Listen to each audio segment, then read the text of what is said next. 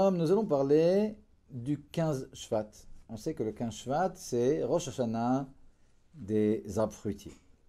Alors la première Mishnah du traité Rosh Hashanah nous dit le premier Shvat, c'est Rosh Hashanah des arbres fruitiers. Ça, c'est l'avis de Bet Shammai, écrit des arbres. Ouais. Mais on comprend que c'est des arbres fruitiers. Bet Hillel nous dit c'est le 15. Et comme on sait que la halacha est en général comme Bet Hillel, c'est le cas ici aussi. Par conséquent, le 15 Shvat, c'est Rosh Hashanah des arbres fruitiers.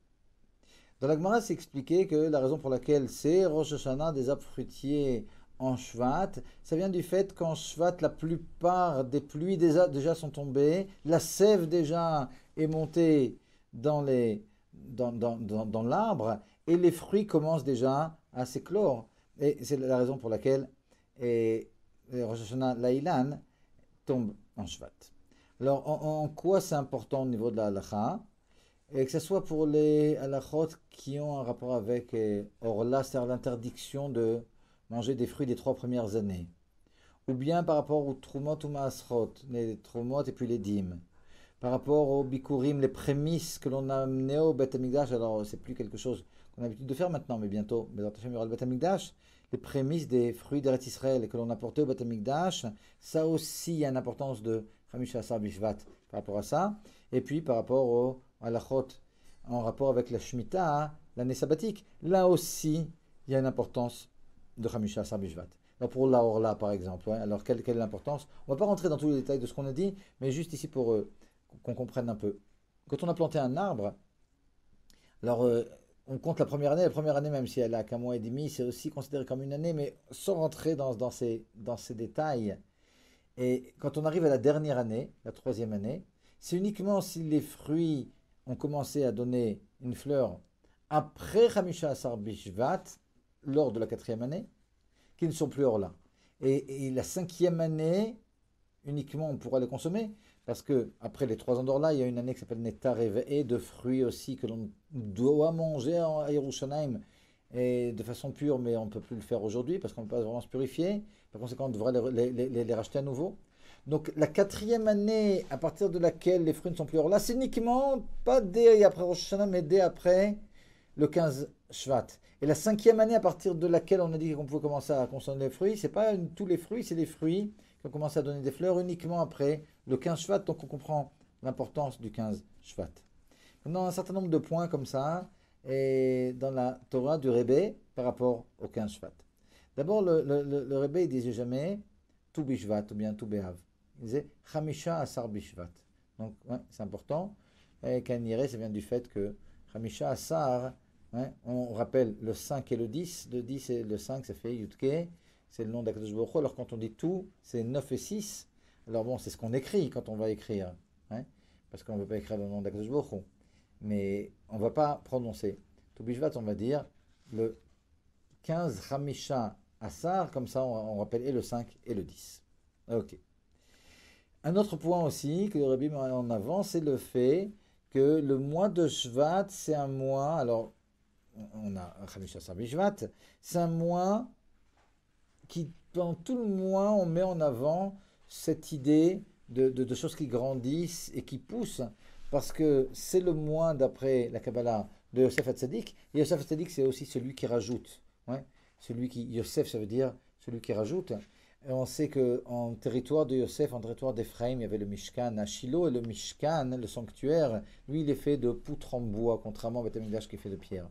Donc, si vous regardez dans Torah Or, Parashat Veigash, il y a l'explication de la différence entre Yehuda et Yosef. Yehuda, c'est la pierre, Yehuda, c'est l'action, et Yosef, c'est l'étude, c'est le fait de rajouter toujours. Ouais, et donc, on comprend le rapport qu'il y a entre Yosef et puis Chamisha Asar Bishvat. Et nous dit le Rebbe, c'est la raison aussi pour laquelle il y a le Yortzeit du Rabbi Rayatz en Shvat. Parce que le Rabbi Rayatz s'appelle Yosef, son premier nom. Ouais, et ça peut dire que tous ceux qui s'appellent Yosef, le Yortzeit, ça sera en Shvat. Mais il y a encore aussi quelque chose, Bepnimiut, qu'on retrouve ici, en rapport avec Yosef. Ici, Rabbi Yosef Yitzhak, dont le Yortzeit, c'était le 10 Shvat. On a un verset dans Parashat Shoftim qui nous dit que l'homme est comparé à l'arbre. Alors en réalité, dans Parashat Shoftim, quand le verset est amené, c'est tout le contraire qu'il veut dire. Le verset nous dit là-bas, quand tu vas faire un siège sur une ville, ne détruis pas comme ça stam des arbres fruitiers. Parce que les arbres fruitiers, bon, bah, c'est pas tes ennemis. Ouais. Est-ce que c'est des hommes, les arbres fruitiers, pour que tu les considères comme tes ennemis?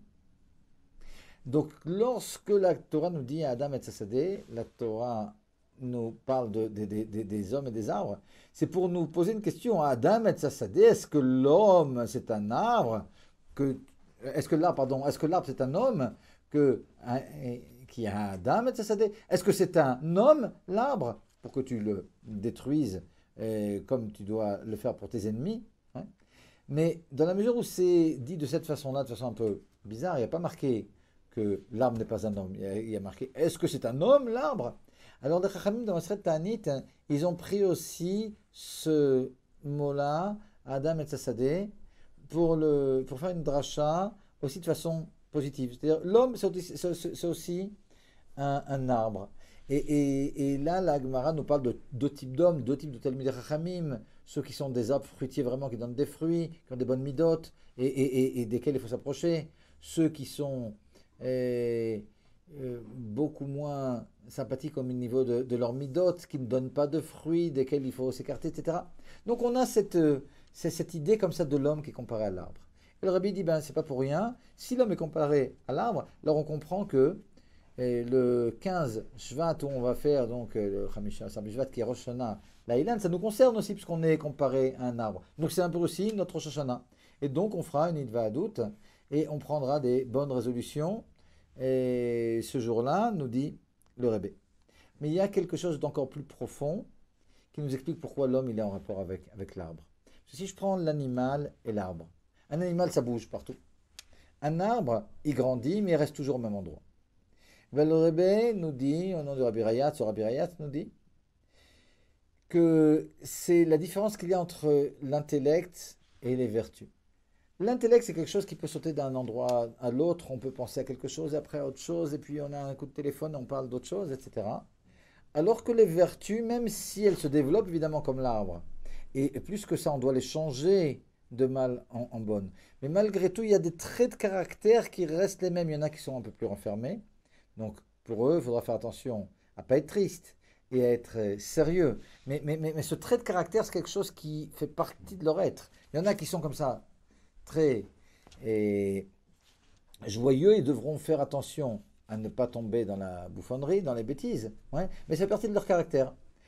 Et par conséquent, les midotes, elles ont un rapport avec les arbres.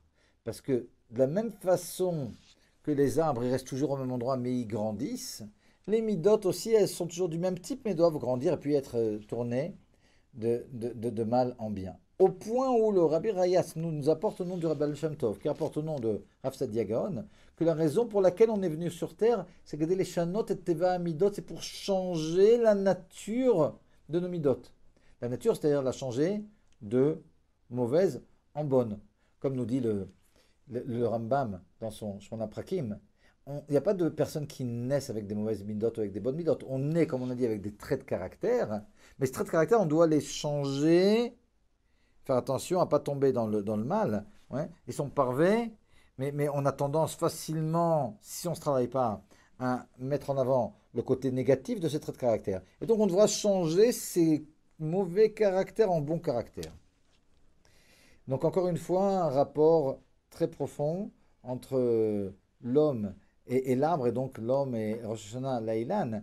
Et c'est encore une raison de fêter ce jour-là parce que ça nous concerne. Ça ne concerne pas uniquement les fruits que l'on va consommer. Nous-mêmes, on a un rapport avec l'arbre fruitier parce qu'on est venu sur Terre pour changer nos midotes et les midotes, ça a un rapport avec les arbres, comme on a dit. Dernier point, le Rabbi rapporte dans des Idvaduyot qu'il y a un minhag de manger des fruits à Chamisha Asar Bishvat. Donc c'est important de le faire. Et le Rabbi dit dans la Idvadut de Chamisha Asar Bishvat de Tafshin Memchet, de 5748, dans d'autres endroits aussi sûrement, qu'il y a un minhag qui a été un petit peu perdu, et c'est dommage, de manger en particulier des fruits d'Eretz Israël. Donc si on peut se débrouiller pour avoir des dattes, des olives, Enfin, je veux dire les olives avant les dates, comme ça, d'après le Seder Dima. Des olives, des dattes, des raisins, des figues, des grenades. Chamisha Asar Bishvat, c'est sûr que c'est une bonne chose. Et dans une autre Idva d'autres de Tafshin ou Nalef Parashat Beshalach, le Rebbe dit qu'on a aussi l'habitude à Chamisha Asar Bishvat de manger des caroubes. Shalom, shalom.